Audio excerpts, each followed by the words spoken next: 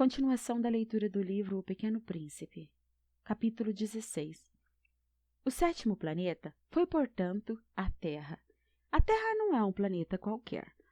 Contam-se lá 111 reis, não esquecendo, é claro, os reis negros, 7.000 geógrafos, 900.000 homens de negócios, 7,5 milhões de beberrões, 311 milhões de vaidosos, isto é, cerca de 2 bilhões de pessoas grandes. Para dar-lhes uma ideia das dimensões da Terra, eu lhes direi que, antes da invenção da eletricidade, era necessário manter, para o conjunto de 6 continentes, um verdadeiro exército de 462.511 acendedores de lampiões. Isso fazia, visto um pouco de longe, um esplêndido efeito. Os movimentos desse exército eram ritmados como os de um balé de ópera. Primeiro vinha a vez dos acendedores de lampiões da Nova Zelândia e da Austrália. Esses, depois de acenderem seus lampiões, iam dormir.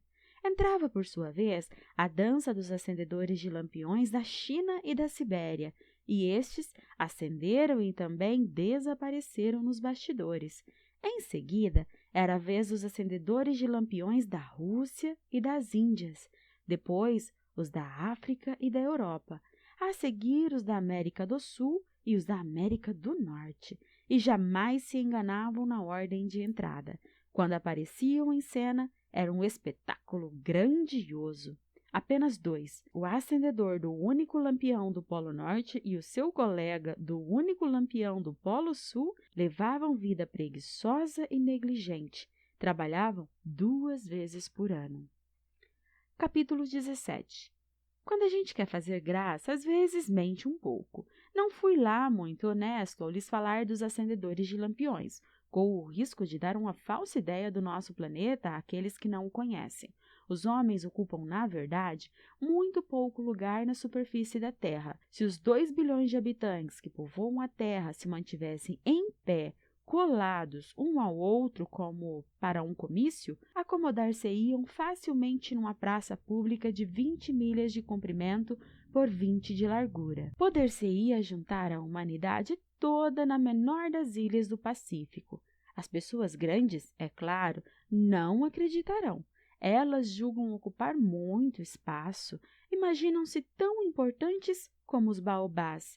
Digam-lhes então que façam o cálculo. Elas adoram os números e ficarão contentes com isso. Mas vocês não percam tempo com esse problema de aritmética. É inútil. Vocês acreditam em mim. O Pequeno Príncipe, uma vez na Terra, ficou, pois, muito surpreso de não ver ninguém. Ele já receava ter se enganado de planeta quando um anel cor-de-lua remexeu-se na areia. Boa noite, disse o Pequeno Príncipe, inteiramente ao acaso. Boa noite, disse a serpente. Em que planeta me encontro? Perguntou o Pequeno Príncipe. Na Terra, na África, respondeu a serpente. Ah, e não há ninguém na Terra? Aqui é o deserto. Não há ninguém nos desertos. A terra é grande, disse a serpente. O Pequeno Príncipe sentou-se numa pedra e ergueu os olhos para o céu. As estrelas são tão iluminadas. Será para que cada pessoa possa um dia encontrar a sua? Olha, o meu planeta está justamente em cima de nós.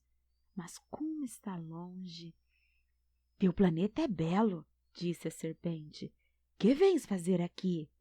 Tive dificuldade com uma flor, disse o Pequeno Príncipe. Ah! Exclamou a serpente. Eles ficaram em silêncio. Onde estão os homens? Repetiu enfim o Pequeno Príncipe. A gente se sente um pouco só no deserto. Entre os homens também é solitário, disse a serpente. O Pequeno Príncipe olhou-a longamente. Tu és um animal engraçado, disse ele finalmente. Fino como um dedo. Mas sou mais poderosa do que o dedo de um rei, disse a serpente. O Pequeno Príncipe sorriu. Tu não és tão poderosa assim. Não tens sequer umas patas. Não podes sequer viajar. Eu posso levar-te mais longe que um navio, disse a serpente. Ela enrolou-se no tornozelo do pequeno príncipe como um bracelete de ouro. Aquele que eu toco, eu o devolvo à terra de onde veio, continuou a serpente. Mas tu és puro, e tu vens de uma estrela. O pequeno príncipe não respondeu. Tenho pena de ti, tão fraco, nessa terra de granito. Posso ajudar-te um dia. Se tiveres muita saudade do teu planeta, posso... Oh, eu compreendi muito bem, disse o pequeno príncipe. Mas por que falas sempre por enigmas? Eu os resolvo todos, disse a serpente. Eles ficaram em silêncio. Capítulo 17. O pequeno príncipe atravessou o deserto e encontrou apenas uma flor de 3 pétalas, uma flor muito pequena. Bom dia, disse o pequeno príncipe. Bom dia! Onde estão os homens? Perguntou o pequeno príncipe com delicadeza.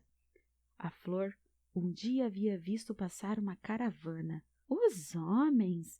Acho que existam, creio eu, 6 ou 7. Eles não são vistos há anos e nunca se sabe onde encontrá-los. O vento os leva. Não possuem raízes. Eles não gostam de raízes. Adeus, disse o pequeno príncipe. Adeus, disse a flor. Capítulo 19. O pequeno príncipe escalou uma grande montanha. As únicas montanhas que conheceram eram seus 3 vulcões, que mediam a mesma altura do seu joelho. O vulcão extinto servia-lhe de tamborete. De uma montanha tão alta, pensava ele, verei todo o planeta e todos os homens. Mas só viu agulhas de pedra, bem pontudas. Bom dia, disse ele, inteiramente ao acaso. Bom dia, bom dia, bom dia, respondeu o eco. Quem és tu? Perguntou o pequeno príncipe.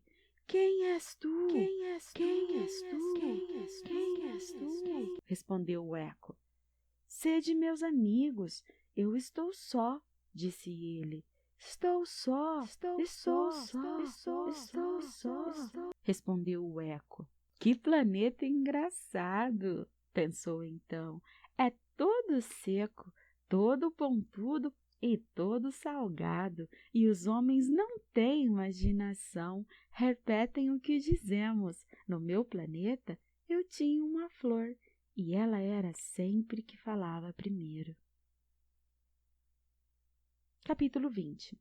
Mas aconteceu que o pequeno príncipe, depois de ter andado muito tempo pelas areias, pelas rochas, pelas neves, descobriu enfim uma estrada, e as estradas vão todas na direção dos homens. Bom dia! Era um jardim florido de rosas. Bom dia! Disseram as rosas.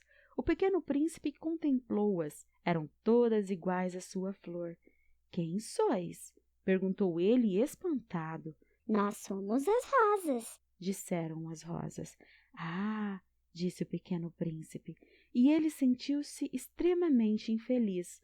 Sua flor havia contado que ela era a única de sua espécie em todo o universo, e eis que havia 5.000 todas iguais em um só jardim.